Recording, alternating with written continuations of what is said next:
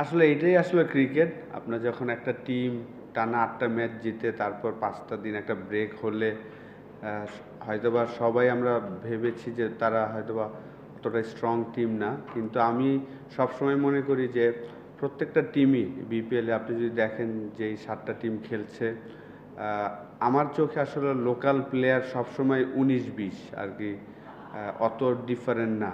Just ওদের foreign যাদের ভালো ফরেনাররা যারা একটু ভালো খেলবেন যেই টিমের ফরেনাররা, তখন হয়তো আর ডিফারেন্ট তৈরি করে দিবে।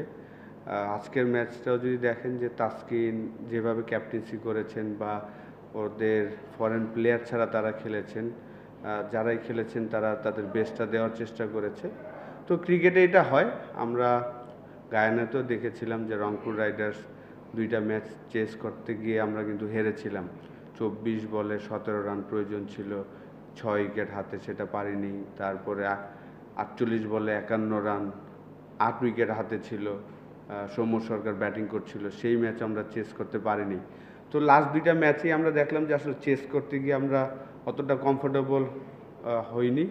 তো এটা নিয়ে অবশ্যই ম্যানেজমেন্ট আমরা প্লেয়াররা হয়তো বা বসবো। ২ দিন গ্যাপ আছে, তারপর ব্যাক টু ব্যাক ২টা ম্যাচ আমরা খেলবো নকআউটের আগে। তো আশা করি আমরা আবার রাইট ট্র্যাকে চলে আসবো।